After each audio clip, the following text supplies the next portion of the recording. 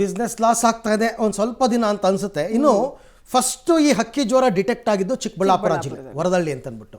ಚಿಕ್ಕಬಳ್ಳಾಪುರ ಜಿಲ್ಲೆಯಲ್ಲಿ ಈಗ ಆತಂಕ ಅನ್ನೋದು ಏನೂ ಕಡಿಮೆ ಆಗಿಲ್ಲ, ದಿನದಿಂದ ದಿನಕ್ಕೆ ಜಾಸ್ತಿ ಆಗ್ತಾ ಇದೆ ಹಕ್ಕಿ ಜ್ವರದ ಆತಂಕ. ಈ ಆತಂಕದ ನಡುವೆನೂ ಕೂಡ ಭರ್ಜರಿ ನಾಟಿ ಕೋಳಿಗಳ ಮಾರಾಟ ಆಗ್ತಿದೆ. ಯಾಕೆ ನಾಟಿ ಕೋಳಿಗೆ ಚಿಕ್ಕ ಹಕ್ಕಿ ಜ್ವರ ಬರಲ್ವಾ? ಎಲ್ಲ ಕೋಳಿಗಳು ಒಂದೇ ತಾನೇ, ಬಂದೇ ಬರುತ್ತೆ. ಅದು ಹೆಂಗೆ ಬಿಟ್ಟರು ಜಿಲ್ಲಾಡಳಿತದವರು ನಂಗೆ ಗೊತ್ತಿಲ್ಲ. ಜಿಲ್ಲೆಯ ಸಂತೆಗಳಲ್ಲಿ ಎಗ್ಗಿಲ್ಲದೆ ನಡೀತಾ ಇದೆ ಕೋಳಿ ವ್ಯಾಪಾರ. ಚಿಂತಾಮಣಿ, ಪೆರೇಸಂದ್ರ, ಚೌಳೂರಿನಲ್ಲಂತೂ ಕೋಳಿಗಳ ಮಾರಾಟ ಜೋರಂತೆ. ಸಂತೆಗಳಲ್ಲಿ ಕೋಳಿ ಮಾರಾಟಕ್ಕೆ ಜಿಲ್ಲಾಡಳಿತ ಇನ್ನೂ ಬ್ರೇಕ್ ಹಾಕಿಲ್ಲ. ವರದಳ್ಳಿನಲ್ಲಿ ಹಕ್ಕಿ ಜ್ವರಕ್ಕೆ 50 ಕೋಳಿಗಳು ಸಾವನ್ನಪ್ಪಿದ್ರೂ ಕ್ರಮ ಇಲ್ಲ. ಅದು ಏನು, ಈ ನಾಟಿ ಕೋಳಿಗಳನ್ನ ಇವ್ರು ತಂದು ಮಾರಾಟ ಮಾಡ್ತಿರೋದು ಆಂಧ್ರ ತೆಲಂಗಾಣದಿಂದ. ಅತಿ ಹೆಚ್ಚು ಹಕ್ಕಿ ಜ್ವರ ಕಾಡಿರೋದೇ ಆಂಧ್ರ ತೆಲಂಗಾಣದಲ್ಲಿ. ಅಲ್ಲಿಂದಲೇ ನಾಟಿ ಕೋಳಿ ತಂದು ಜನಕ್ಕೆ ಅಷ್ಟು ಗೊತ್ತಾಗಲ್ವಾ ಅಂತ. ಕೋಳಿನೇ. ನಾಟಿ ಕೋಳಿಗಳಿಗೆ ಅನಾರೋಗ್ಯ ಕಾಡದೇ ಇಲ್ಲ ಅಂತ ಯಾರು ಹೇಳಿದ್ದು ನಿಮಗೆ? ಹಾಗಾಗಿ ಜನ ಅದನ್ನು ತಗೊಳ್ಳೋದನ್ನು ಅವಾಯ್ಡ್ ಮಾಡಬೇಕು. ಈ ಬಗ್ಗೆ ಮತ್ತಷ್ಟು ಮಾಹಿತಿ ನನ್ನ ಕೊಲೀಗ ಮುದ್ದುಕೃಷ್ಣ ಅವರಿಂದ ಪಡ್ಕೊಳ್ತಾ ಹೋಗೋಣ. ಮುದ್ದುಕೃಷ್ಣ, ಜನ ಏನೋ ತಗೊಂಡ್ಬಿಡ್ತಾರೆ ನಾಟಿ ಕೋಳಿ ಅಂದ ತಕ್ಷಣ, ಬಟ್ ಅದಕ್ಕೆ ಕಡಿವಾಣ ಹಾಕಬೇಕಾಗಿರೋದು ಜಿಲ್ಲಾಡಳಿತ ಅಲ್ವಾ? ಯಾಕೆ ಇಷ್ಟೊಂದು ನಿರ್ಲಕ್ಷ್ಯ ಅಂತ?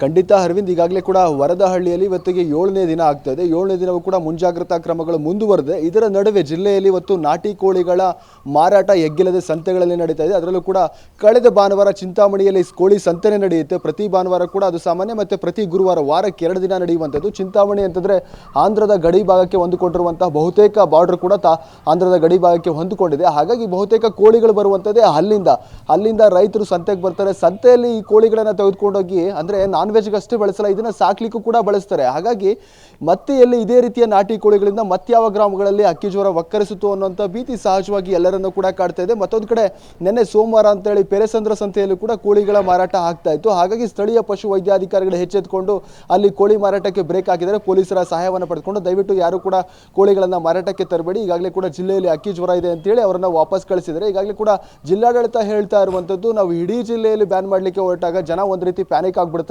ಬೇರೆ ಏನೋ ಇದೆ ಅಂದ್ಕೊಳ್ತಾರೆ. ಹಾಗಾಗಿ ನಾವು ಅದನ್ನು ಮಾಡಲಿಕ್ಕೆ ಹೋಗ್ತಾ ಇಲ್ಲ. ಕೇವಲ ಈಗೇನು ವರದಳ್ಳಿಯಲ್ಲಿ ಅಕ್ಕಿ ಜ್ವರ ದೃಢ ಆಗಿದೆ, ಹಾಗಾಗಿ ನಾವು 10 ಕಿಲೋಮೀಟರ್ ವ್ಯಾಪ್ತಿಯಲ್ಲಿ ಮಾತ್ರ ನಾವು ಸರ್ವೈಲೆನ್ಸ್ ಅನ್ನು ಮಾಡ್ತಾ ಇದೀವಿ. ಮತ್ತೆ ಅಕ್ಕಪಕ್ಕದ ಹಳ್ಳಿಗಳ ಏನು ಕೋಳಿಗಳ ಮಾದರಿಗಳನ್ನು ಕೂಡ ನಾವು ಪ್ರಯೋಗಾಲಯಕ್ಕೆ ಕಳಿಸ್ತಾ ಇದೀವಿ. ಅದರಲ್ಲಿ ಏನಾದರೂ H5N1 ವೈರಸ್ ಕಂಡು ಬಂದರೆ ಮುಂದೆ ನಾವು ಕ್ರಮ ಕೈಗೊಳ್ತೀವಿ ಅನ್ನೋ ಮಾತುಗಳನ್ನು ಹೇಳ್ತಾ ಇದೆ. ಆದರೆ ಈಗ ಇಡೀ ಜಿಲ್ಲೆಯಲ್ಲಿ ಈಗಲೂ ಕೂಡ ನಾಟಿ ಕೋಳಿಗಳ ಮಾರಾಟ ಬಲು ಜೋರಾಗಿ ಸಾಗಿದೆ. ಅದರಲ್ಲೂ ಕೂಡ ವರದಳ್ಳಿಯಲ್ಲಿ ನಾಟಿ ಕೋಳಿಗಳಿಗೆ ಬಂದಿದ್ದು ಅಕ್ಕಿ ಜ್ವರ, ಬೇರೆ ಕೋಳಿಗಳಿಗಲ್ಲ. ಅದು ಕೂಡ ಸಂತೆಗಳಿಂದ ತಂದಿದಂಥ ಕೋಳಿಗಳಿಗೆ ಮೊದಲು ಬಂದಿದ್ದು, ಅದರಿಂದ ಗ್ರಾಮಕ್ಕೆ ಹಬ್ಬಿದ್ದು.